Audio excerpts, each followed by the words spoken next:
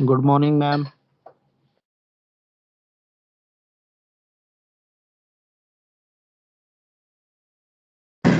Good morning.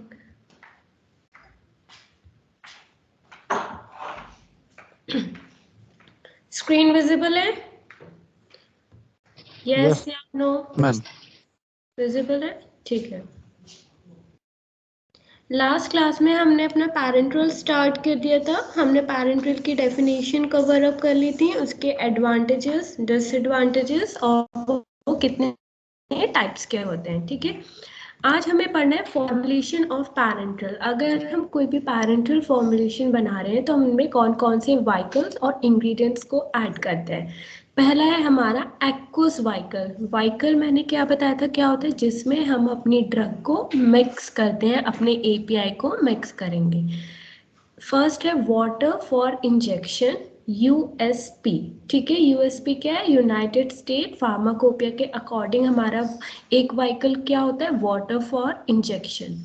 और water for injection क्या होता है, हमारा एक हाईली प्योरीफाइड वाटर होता है which is used as an vehicle. Highly purified water क्यों है, क्योंकि हमें पता है हम पैरेंटल फॉर्मुलेशन बना रहे हैं और पैरेंटल फॉर्मुलेशन में कोई भी कंटामिनेशन प्रोसेस नहीं होना चाहिए, कोई भी माइक्रो ऑर्गेनिजम्स नहीं होने चाहिए। इसलिए जो भी हम water for injection vehicle select कर रहे हैं वो हाईली प्योरीफाई होना चाहिए। And it is use as an vehicle for the injective preparations. Injective मतलब हमारे इंजेक्शंस जो भी पैरेंटल्स होते हैं, which will be subsequently sterilized। और जो हमारे हाईली प्योरीफाइड वाटर होते हैं जो भी हम इंजेक्टिव प्रिपरेशंस में यूज़ करेंगे, इंजेक्टिव से यहाँ पे क्या मतलब है, हमारे इंजेक्शंस, वो हमारे वाटर कैसे होने चाहिए, स्टेरिलाइज्ड होने चाहिए, उनमें कोई भी कंटामिनेशन नहीं होना चाहिए। USP requirement include not more than 10 parts पर मिलियन ऑफ टोटल सॉलिड्स। इसका मतलब क्या है, जो भी हमारी यूनाइटेड स्टेट फार्माकोपिया है उन्होंने क्या बताया, जो भी हमारा वाटर फॉर इंजेक्शन वाइकल है उसमें हमारा सॉलिड कंटेंट कितना नहीं होना चाहिए, कितने से ज़्यादा नहीं होना चाहिए, 10 पार्ट से ज़्यादा नहीं होना चाहिए हमारा solid content. Water for injection vehicle का पीएच कितना होता है, 5 to the 7, ठीक है। और जो हमारा वाटर फॉर इंजेक्शन है वो कैसे बनता है, हमारा वाटर फॉर इंजेक्शन वाइकल कैसे बनेगा, बाय द डिस्टिलेशन प्रोसेस। हमारे डिस्टिलेशन एपरेटस आते हैं, उनमें हम अपने वाइकल को डालते हैं, ठीक है, अपने वाटर को डालेंगे और उसमें हमारा डिस्टिलेशन होता है। उसमें मतलब जो भी हमारे हार्मफुल केमिकल्स और सब्सटेंसेस होंगे वो इवेपोरेट आउट हो जाएंगे। और it can be done by the reverse osmosis. Next क्या है, हम एक्वस वाइकल को कहाँ पर स्टोर करके रखते हैं, stored in a chemically resistant tank. हम कौन से टैंक में स्टोर करेंगे, जो केमिकली रेजिस्टेंट नहीं होते किसी भी केमिकल से। जो भी उसमें हम वाइकल डालेंगे वो वाइकल हमारा खराब नहीं होगा, हमारा टैंक केमिकली रेजिस्टेंट होगा, वो किसी भी केमिकल से खराब नहीं होगा। अगर हमारा टैंक है उसके अंदर हमने अपना वाइकल डाला हुआ है, अगर वो टैंक की प्रॉपर्टी हुई कि वो खराब हो जाएगा in the contamination of air और वाटर, तो क्या होगा, हमारा जो भी उसके अंदर वाइकल जो प्रेजेंट है वो भी खराब हो जाएगा। नेक्स्ट है वाटर मिसिबल वाइकल्स। इसमें क्या है, the number of solvents that are miscible with water has been used as a portion of a vehicle. यहाँ पे वाटर मिसेबल वाइकल का मतलब क्या है, वाटर मिसेबल मतलब वो वाइकल जिसमें हमारी ड्रग प्रॉपरली डिजॉल्व हो जाएगी, ठीक है, उसको वाटर मिसेबल वाइकल बोलेंगे।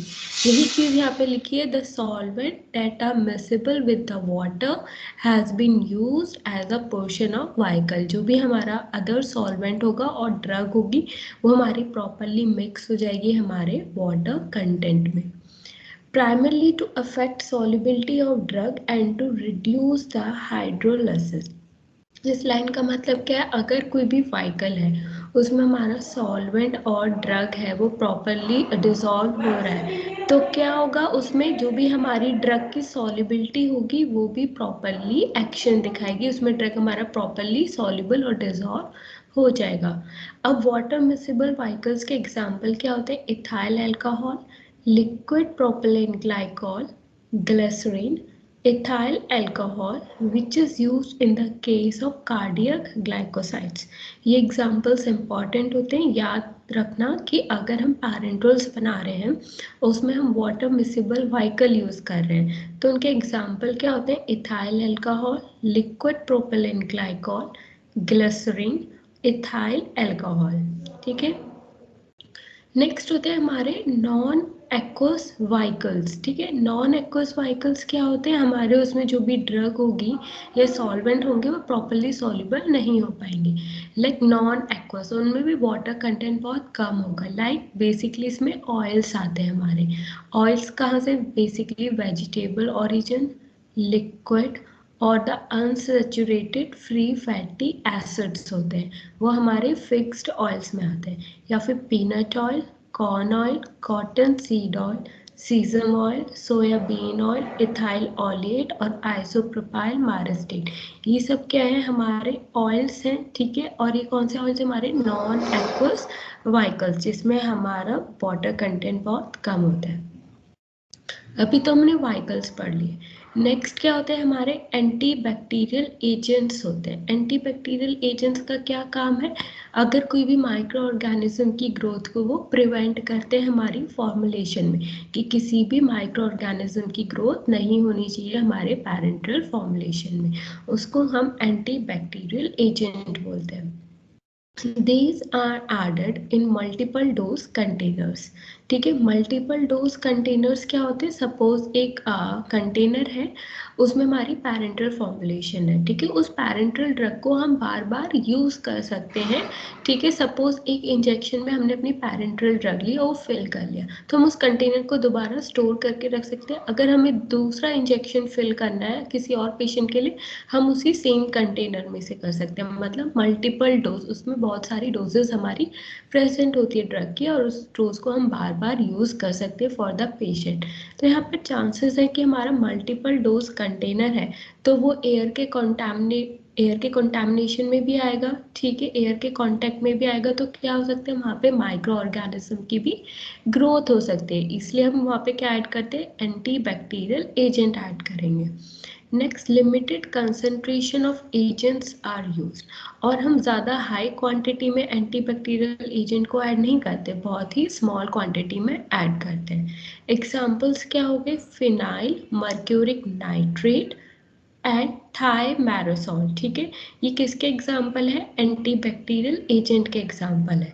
कंसंट्रेशन 0.01%। नेक्स्ट एंटीबैक्टीरियल एजेंट क्या है? Benzethonium chloride and benzalkonium chloride, और हम इसको कितनी कंसंट्रेशन में यूज करेंगे? 0.01%।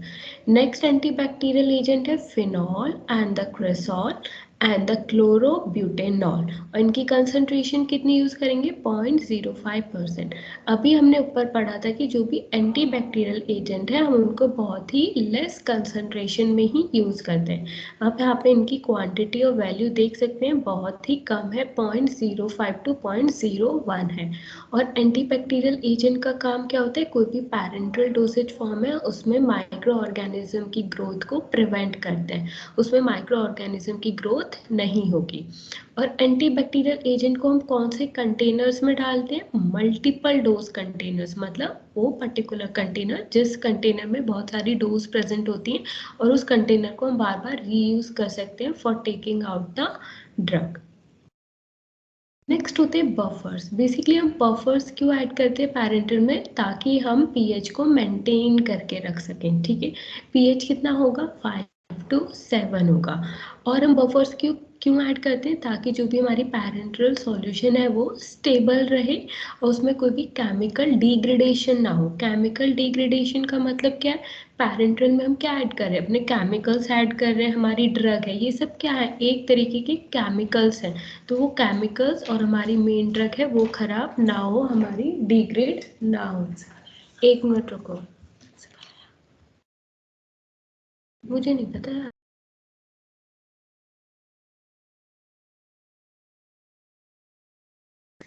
अब आता नहीं है मैं सुन सुन सुन सुन सुन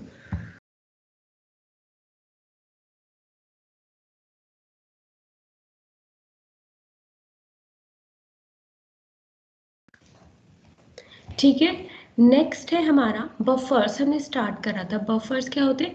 पीएच को मेंटेन करके रखते हैं।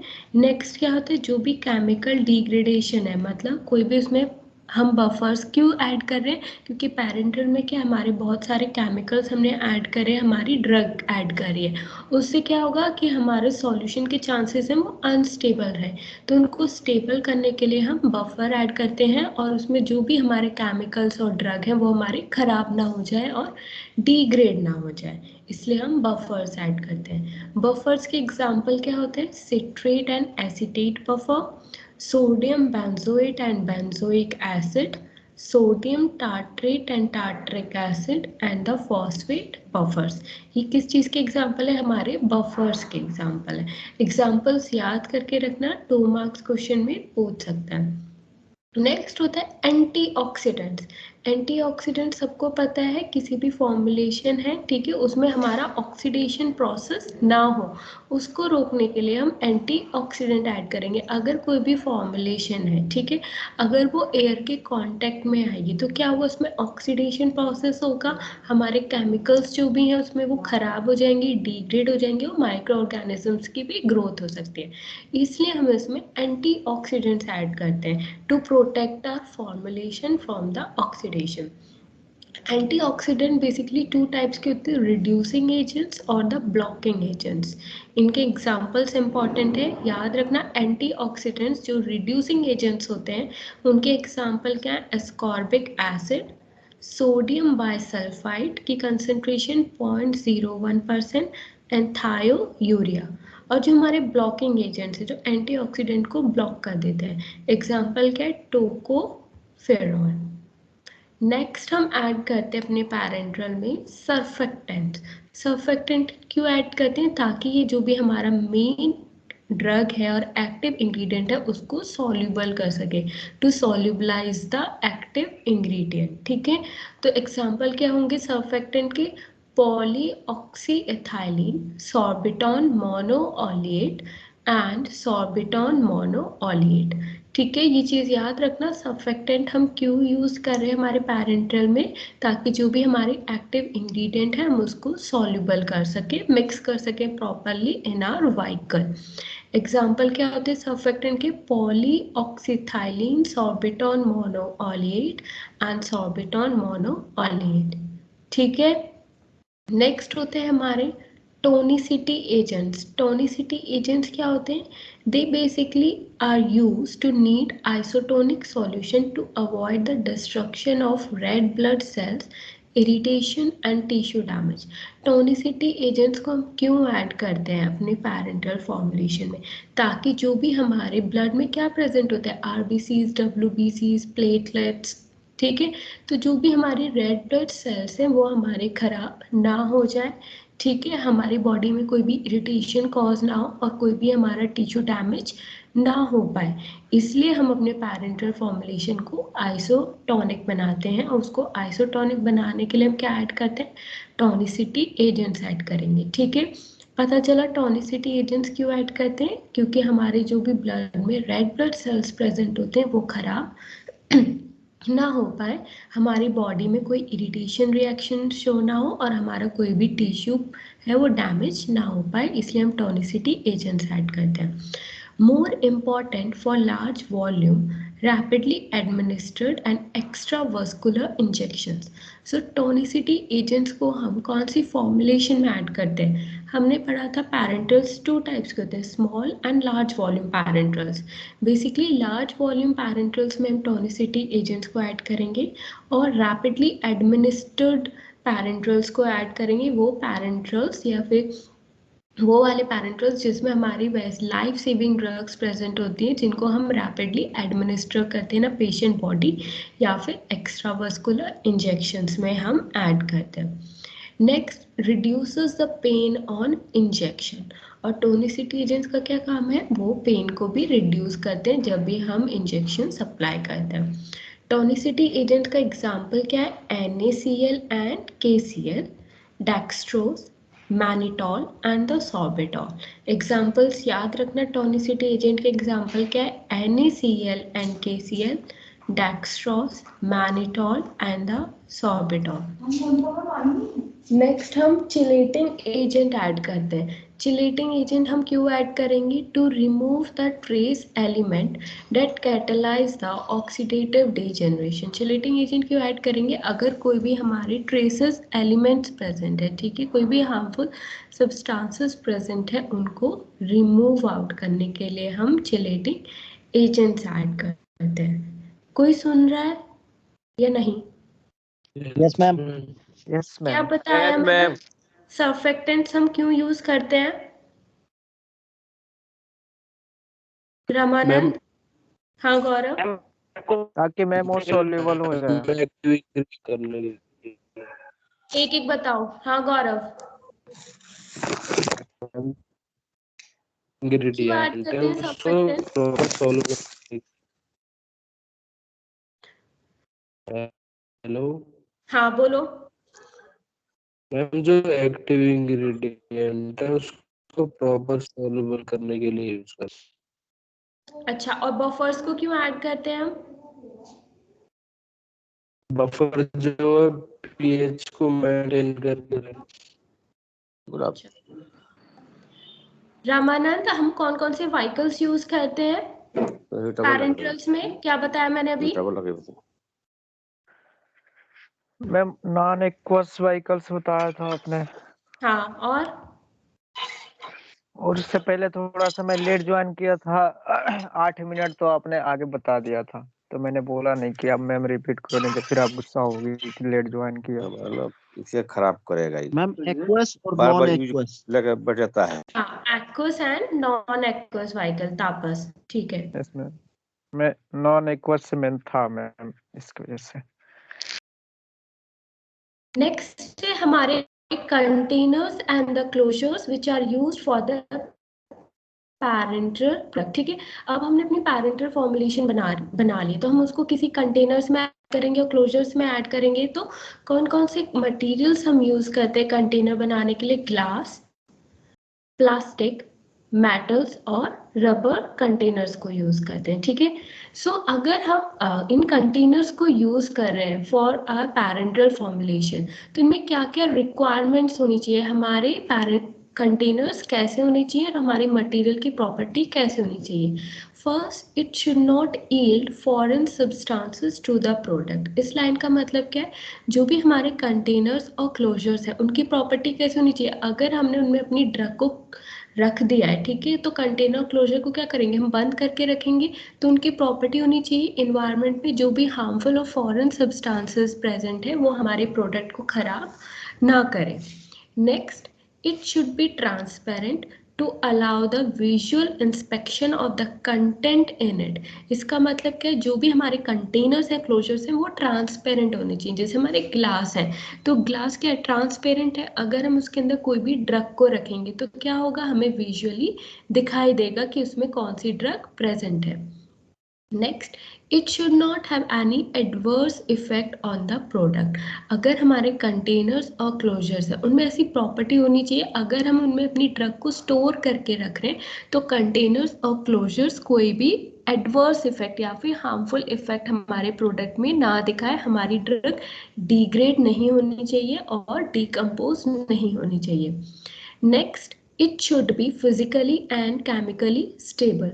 जो भी कंटेनर्स हैं, क्लोजर्स हैं, वो हमारे स्टेबल होने चाहिए विद द प्रोडक्ट। ये नहीं कि उनमें इनर्ट प्रॉपर्टीज ही नहीं है। हम बोलते हैं ना कि कंटेनर्स और क्लोजर्स इनर्ट होने चाहिए। इनर्ट मतलब नॉन टॉक्सिक होने चाहिए। Next, it should prevent diffusion in or across the wall of the container and the closure। इसका मतलब क्या है? जो भी हमारे कंटेनर्स और क्लोजर्स हैं, इनमें प्रॉपर्टीज होती है कि वहाँ पे हमारी लीचिंग हो सकती है। लीचिंग मतलब जो भी हम मटेरियल यूज कर रहे हैं, सपोज ग्लास, प्लास्टिक और मेटल। सपोज मेटल का एग्जांपल ले लो। मेटल का कोई कंटेनर है, उसमें हम अपनी ड्रग को डाल दिया। अगर मेटल की ऐसी प्रॉपर्टी कि उसमें लीचिंग हो रही है, मतलब मेटल का जो भी मटेरियल है वो हमारे मेन ड्रग के साथ मिक्सअप हो रहा है, ठीक है, उसमें से जो भी हमारे मेटल, सपोज हमने वो मेटल आयरन की उसके ऊपर कोटिंग कर दी है, स्टील की कोटिंग कर दी, तो जो भी कोटिंग है वो हमारे ड्रग के साथ मिक्स हो रही है। ठीक है, उसको प्रिवेंट करने के लिए क्या होना चाहिए, हमारे कंटेनर्स और क्लोजर्स में लीचिंग प्रॉपर्टीज नहीं होनी चाहिए ताकि हमारी ड्रग सेफ रहे। अब हम पढ़ेंगे प्लास्टिक। ठीक है, प्लास्टिक बेसिकली टू टाइप्स की होती है, thermoplastic and the thermosetting plastic. जो हमारी थर्मोप्लास्टिक होती है ना, अगर हम इसमें हीट अप्लाई करते हैं और प्रेशर अप्लाई करते हैं तो हमारी थर्मोप्लास्टिक जो होती है वो सॉफ्ट हो जाती है। ठीक है, अगर हम हीट अप्लाई कर रहे हैं तो हम उसको कूल डाउन भी करेंगे, उस प्लास्टिक को ठंडा भी करेंगे। जब वो प्लास्टिक हमारी ठंडी हो जाएगी तो क्या होगा, वो दोबारा अपनी रीशेप में आ जाती है, जो उसकी पहले जो शेप होगी वो दोबारा उसी शेप में कन्वर्ट हो जाती है। पर थर्मोसेटिंग में क्या होता है, इसका रिजिड स्ट्रक्चर होता है। अगर हम हीट और प्रेशर अप्लाई करेंगे हमारी थर्मोसेटिंग प्लास्टिक सॉफ्ट नहीं होती है और उसके स्ट्रक्चर में भी चेंज नहीं आता है, वो सेम शेप और साइज की रहती है। बट थर्मोप्लास्टिक में क्या है, वो हमारी चेंज हो जाती है size and the shape, but जब हम उसको कूल डाउन करते हैं, ठंडा करते हैं, तो वो ठीक हो जाती है। 1 मिनट रुको।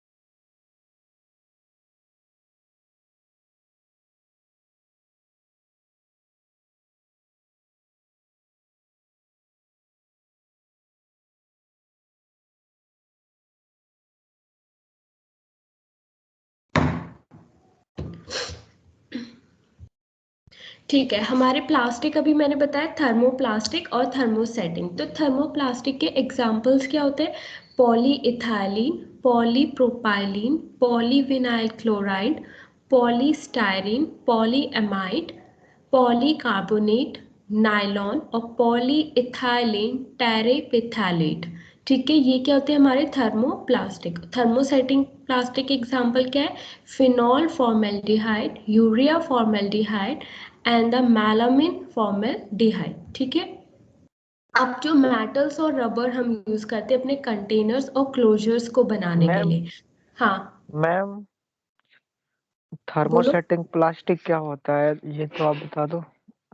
ठीक है, थर्मोसेटिंग प्लास्टिक्स वो प्लास्टिक होती है अगर हम उनमें हीट और प्रेशर अप्लाई कर रहे हैं। ठीक है, वो अपनी सेम स्ट्रक्चर और शेप में रहती है, उनकी रिजिड स्ट्रक्चर होती है, वो अपनी शेप और साइज को बिल्कुल चेंज नहीं करते हैं, वो थर्मोसेटिंग होते हैं। और थर्मोप्लास्टिक क्या होती है हमारी, अगर हम उसमें प्रेशर और हीट अप्लाई कर रहे हैं तो वो प्लास्टिक हमारी सॉफ्ट हो जाती है। ठीक है, अगर हीट अप्लाई करने के बाद हम उस प्लास्टिक को कूल कर रहे हैं, ठंडा कर रहे हैं, तो वो दोबारा अपनी सेम शेप में कन्वर्ट हो जाती है, जो शेप उसकी पहले होती है।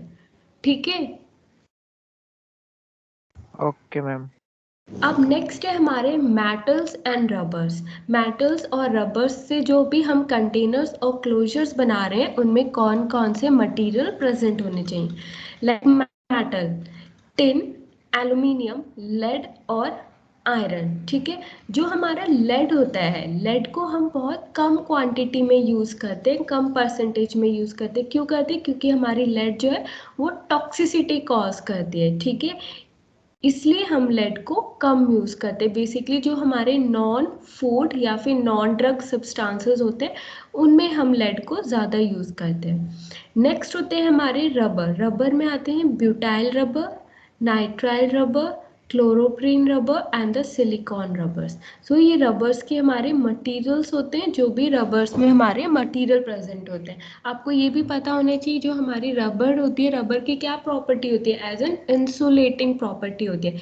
इंसुलेटिंग मतलब लाइक कोई भी हमारी वायर होती है, घर पे वायर्स देखी होगी, तो उसके सराउंडिंग में वो वायर किस चीज़ से कवर अप होती है, हमारे रबर से कवर होती है।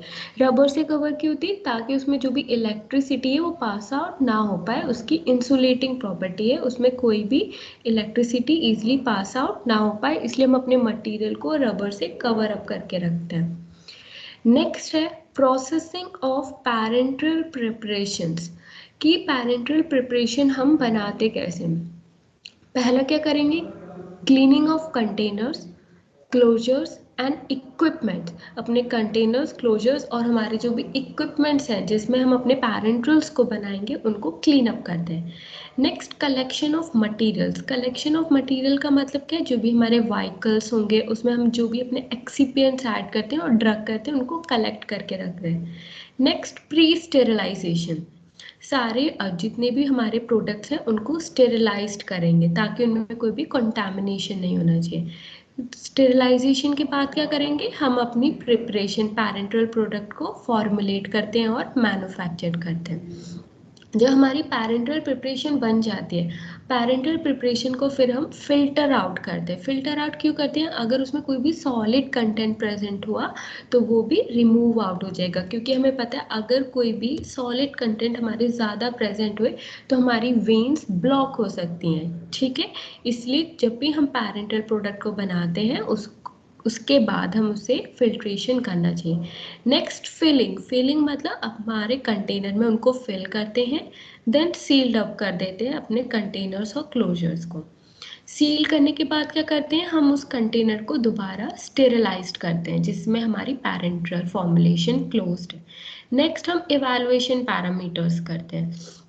इवैल्यूएशन पैरामीटर्स किसके करेंगे, जो भी हमारी पैरेंटल फॉर्मुलेशन बनी है।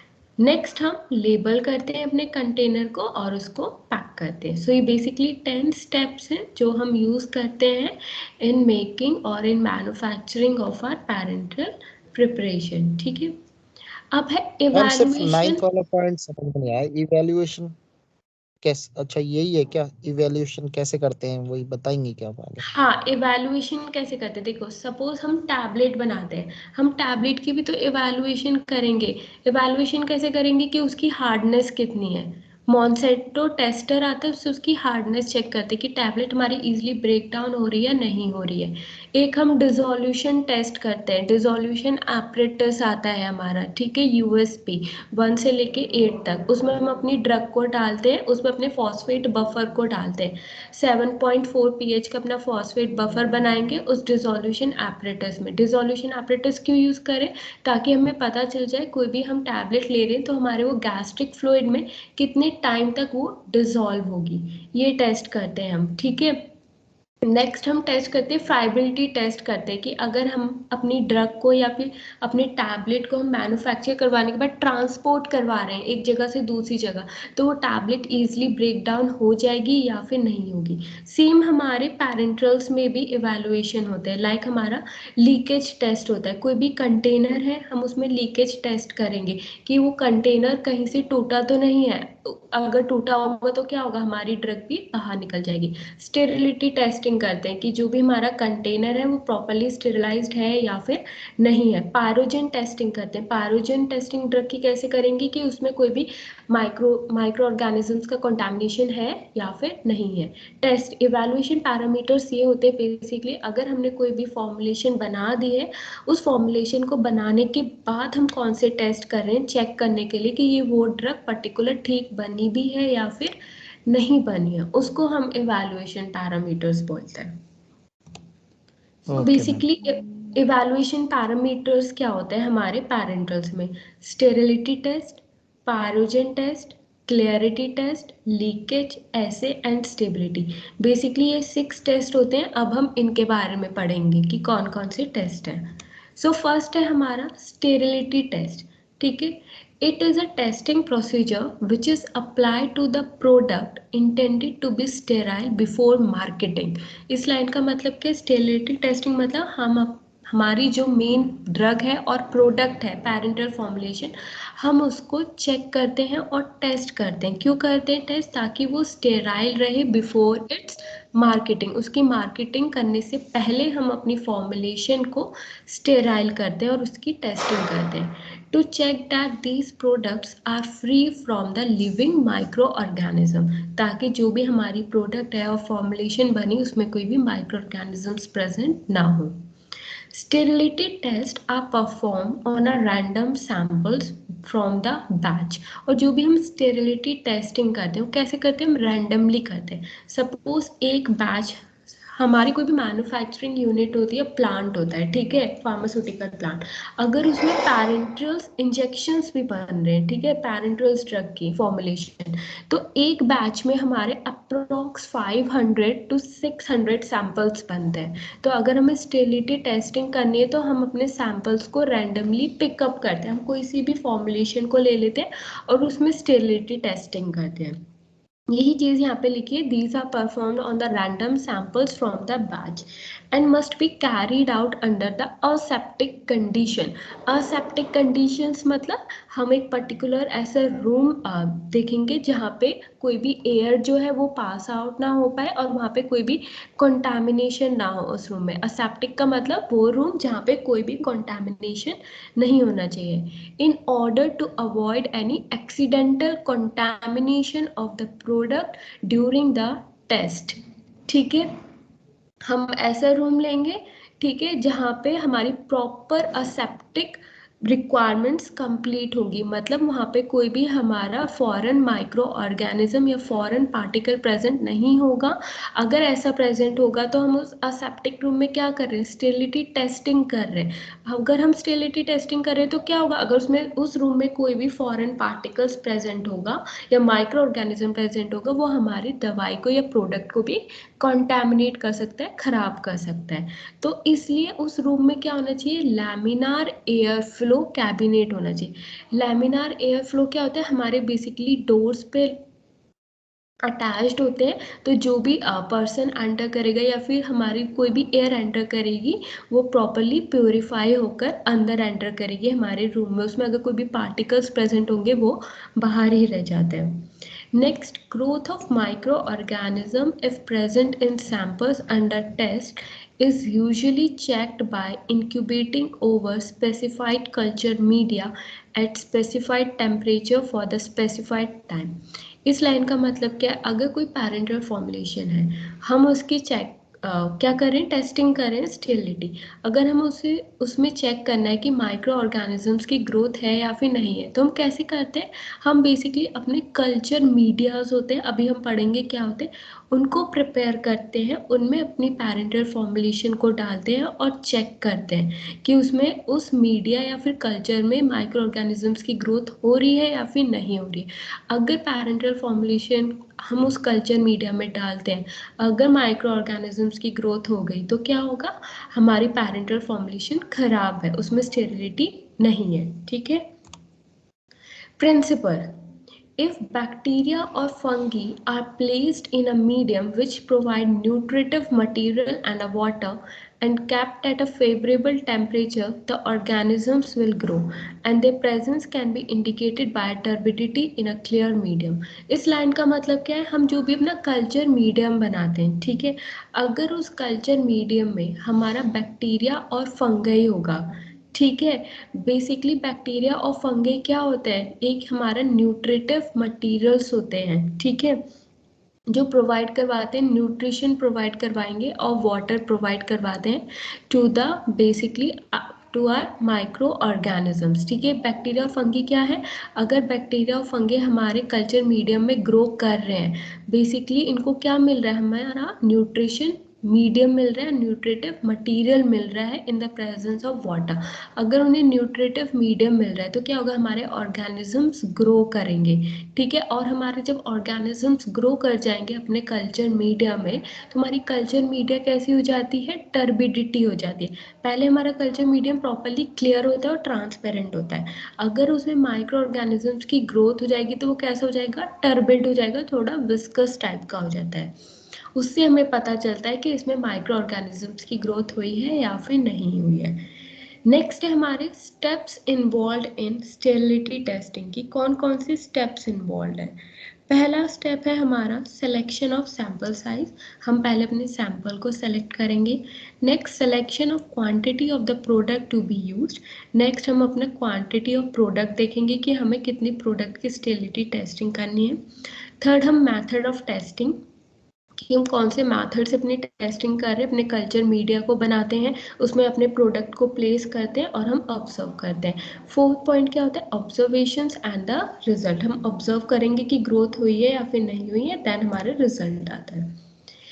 ये है इंपॉर्टेंट है, number of items in the batch and minimum number of the items to be tested for each medium. Suppose हम कोई पैरेंटल प्रिपरेशंस बना रहे हैं, लेस देन द 100 कंटेनर्स, ठीक है, हमने 100 कंटेनर से कम बनाए हैं, तो क्या होगा, हम उनमें से कितने कंटेनर्स टेक आउट कर सकते हैं जिसमें हमें अपनी स्टेरिलिटी टेस्टिंग करनी है, 10% या फिर 4 कंटेनर्स, सिर्फ 4 कंटेनर्स को ही हम सेलेक्ट आउट करेंगे अगर हमने 100 कंटेनर के सैंपल्स बनाए हैं किसी भी यूनिट में। अगर हम 100 to 500 कंटेनर्स को मैन्युफैक्चर कर रहे हैं एक बैच में, तो हम कितने कंटेनर सेलेक्ट करेंगे फॉर द टेस्टिंग, 10 कंटेनर्स। अगर ग्रेटर देन 500 कंटेनर्स हमने बनाए हैं तो हम कितने कंटेनर्स सेलेक्ट करेंगे, 20 कंटेनर्स और लेस देन 20। और फॉर द लार्ज वॉल्यूम पैरेंट्रल्स, जो भी हमारे लार्ज वॉल्यूम पैरेंट्रल्स होते हैं, लार्ज वॉल्यूम पैरेंट्रल्स की कैपेसिटी कितनी होती है, 100 ml से ज़्यादा। अगर हमने लार्ज वॉल्यूम पैरेंट्रल्स मैन्युफैक्चर करें तो हम कितने कंटेनर सेलेक्ट करेंगे, 10 कंटेनर्स।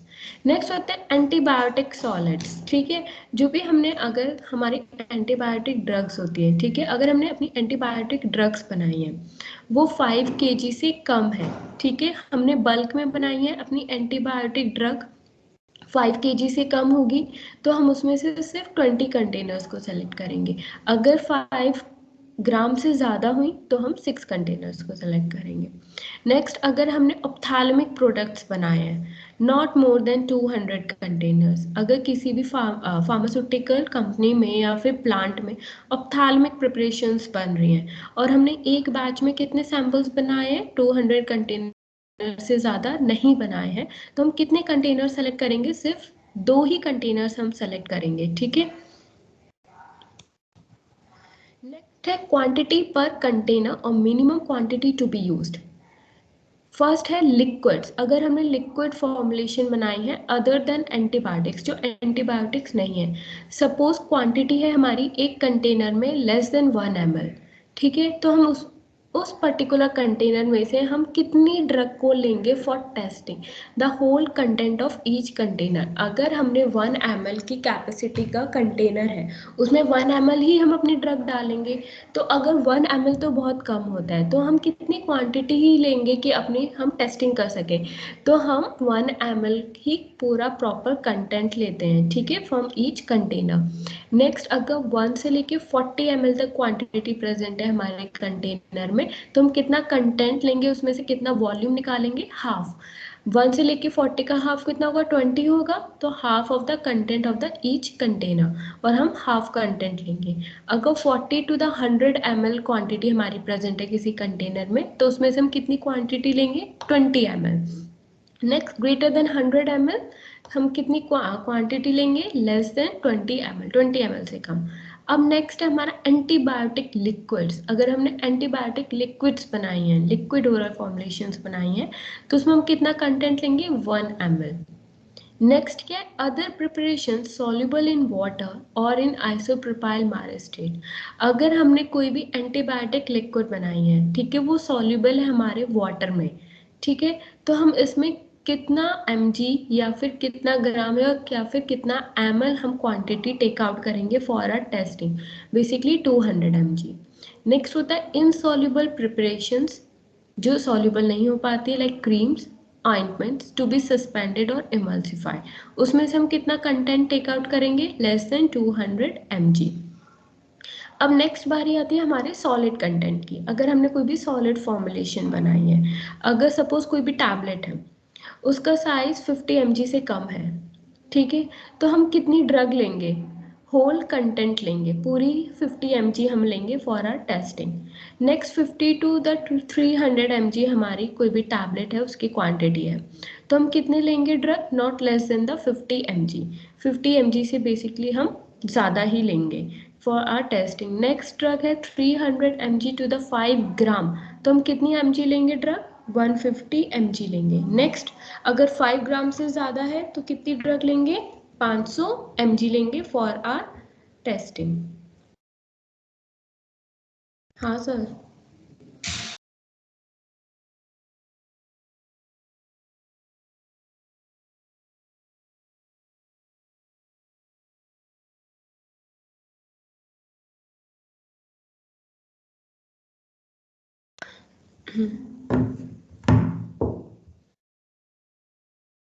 नेक्स्ट है मैथड्स ऑफ स्टेरिलिटी टेस्टिंग, कि जो भी हम स्टेरिलिटी टेस्टिंग कर रहे हैं अपनी फॉर्मुलेशन में, उसमें कौन कौन से मैथड्स होते हैं? बेसिकली 2 मैथड्स होते हैं, मेम्ब्रेन फिल्ट्रेशन मैथड और डायरेक्ट इनोकुलेशन मैथड. फर्स्ट है मेम्ब्रेन फिल्ट्रेशन मैथड.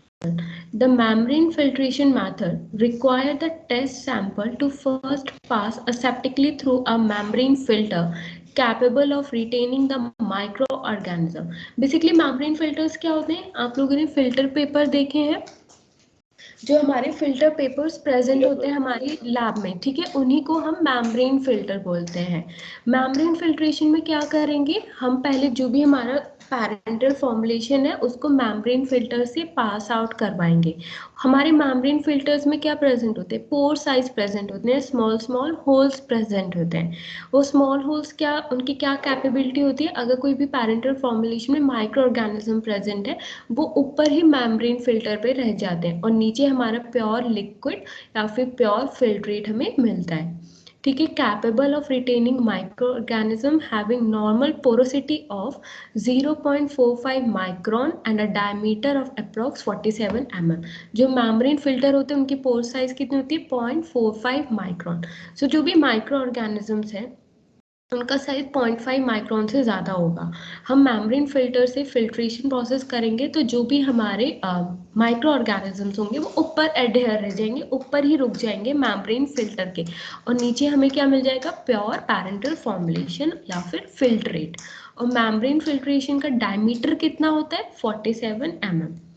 अब हमने फिल्ट्रेशन कर दिया, फिर हम क्या करते हैं? After the filtration the membrane is removed aseptically from the metallic holder and divided into the 2 equal half. Filtration के बाद क्या करेंगे? जो भी हमारा मेम्ब्रेन फिल्टर है उसको हम रिमूव आउट कर देते हैं. एक मेटालिक होल्डर होता है उसके ऊपर प्लेस्ड करके रखते हैं अपने मेम्ब्रेन फिल्टर को, उसको रिमूव आउट करेंगे मेम्ब्रेन फिल्टर को, उसको हम डिवाइड कर देते हैं और कट कर देते हैं into the 2 equal half. The first half is transferred into the 100 ml of culture media meant for the fungi and incubated at 20 to the 25 degrees Celsius not less than 7 days. अब जो भी हमने membrane filter लिया, हमने पहले क्या करा था? फिल्ट्रेशन प्रोसेस करा था. फिल्ट्रेशन प्रोसेस जब करा उसके ऊपर क्या रह गए? हमारे माइक्रो ऑर्गेनिजम्स रह गए. फिर हमने क्या करा? उस मेम्ब्रेन फिल्टर को हमने 2 इक्वल पार्ट में डिवाइड कर दिया था, कट कर दिया था. जो पहला जो पार्ट था हमने उसको 100 ml में एक कल्चर मीडिया बनाया है, 100 ml उसकी क्वांटिटी है, उसमें हमने उस मेम्ब्रेन फिल्टर को डिप कर दिया है, जो बेसिकली किसके लिए यूज है? For fungi observation. अगर उस माइक्रो ऑर्गेनिज्म जो भी हमारे बाहर रह गए थे मेम्ब्रेन फिल्टर में, अगर फंगाई प्रेजेंट हुए तो हमें उस 100 ml कल्चर मीडिया में ऑब्जर्व हो जाएंगे. तो उस मेम्ब्रेन फिल्टर को हम कितने टेम्परेचर पे रखते हैं? 20 to the 25 degree Celsius for not less then 7 days. और जो हमारा सेकेंड हाफ जो है मेम्ब्रेन फिल्टर का, उसको हम किस में डिप करते हैं? अपने 100 ml फ्लूइड थायोग्लाइकोलेट मीडियम होता है उसमें डिप करके रखते हैं. और कितने टेम्परेचर पे? 30 to the 35 degree Celsius not less then 7 days। So 7 days के बाद हम दोनों मेम्ब्रेन फिल्टर में क्या ऑब्जर्व करेंगे, अपनी ग्रोथ को ऑब्जर्व करेंगे कि उस पर्टिकुलर मीडियम में कितनी माइक्रो ऑर्गेनिजम्स की ग्रोथ हुई है या फिर नहीं हुई है। अब देखो, जो हमारा सेकंड जो मेम्ब्रेन फिल्टर था उसमें हमने क्या डाला था, फ्लूइड थायोग्लाइकोलेट मीडियम यूज करा था। अब हम देखेंगे जो हमारा फ्लूइड थायोग्लाइकोलेट मीडियम है उसमें कौन कौन से बेसिक मेन इंग्रेडिएंट्स प्रेजेंट होते हैं जिनसे वो बना होता है। L-cysteine 0.5 gram, sodium chloride 2.5 gram, dextrose monohydrate 5.5 gram, agar 0.75 gram, yeast extract 5 gram, pancreatic digest of casein 15 gram, sodium thioglycollate 0.5 gram, resazurin sodium solution 0.1% 1 ml लेते हैं, और distil water up to 1000 ml। ये किस चीज़ की फॉर्मुलेशन है, हमारी fluid थायोग्लाइकोलेट की medium है जिसमें हम अपने मेम्ब्रेन फिल्टर को डिप करते हैं। नेक्स्ट हमारी सेम होती है, एक मीडियम हम बनाते हैं for our fungi and the bacteria, जिसमें हम अपनी फंगे और बैक्टीरिया की ग्रोथ को ऑब्जर्व करेंगे। तो जो पर्टिकुलर मीडियम है उस मीडियम का नाम क्या होता है, सोयाबीन सेजिन डाइजेस्ट मीडियम।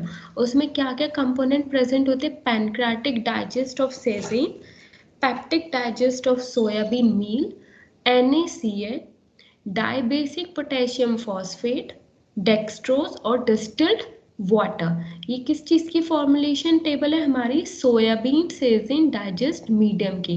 और ये मीडियम कौन सा है जिसमें हम अपनी फंगई और एरोबिक बैक्टीरिया की ग्रोथ को ऑब्जर्व करते हैं। नेक्स्ट है हमारा direct inoculation method. Direct inoculation method हम अपने नेक्स्ट लेक्चर में कंटिन्यू करेंगे कि क्या होता है, ठीक है। Okay ma'am. ठीक है मैम। अभी तुम लोगों की 10:30 बजे से DSBM की क्लास है, डायरेक्टर मैम लेंगे, तो उसमें लॉग इन हो जाना, ठीक है। अटेंडेंस दे दो। वो तो शायद 11:30 बजे लेंगी वो वाला। वो मुझे नहीं पता, मुझे अभी फोन आया था। Aman Raj, yes ma'am. Aman Raj, yes Amit ma'am. Tiwari, yes ma'am. Dimple, yes ma'am. Dimple, Gaurav, yes ma'am. Gaurav, Harsh, yes ma'am. Himanshu, present ma'am. Kapil, present ma'am. Mehtab, present ma'am. Yes sir. Naveen, Naveen, Rahmat, Rahmat ma'am present. Reslal, Ramanand, yes ma'am. Somesh, yes ma'am. Tapas, yes ma'am. Vishal Kumar. Yes ma'am. ठीक है, leave कर दो।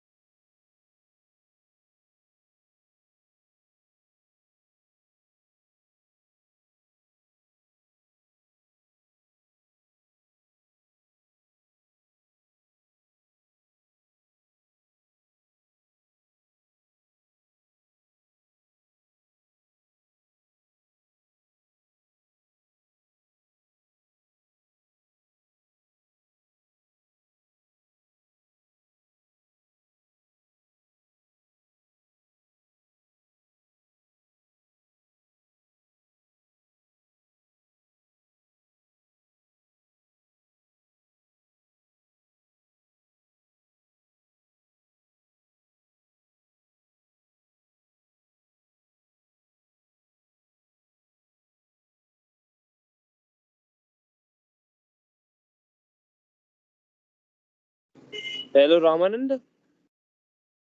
ओ रामानंद।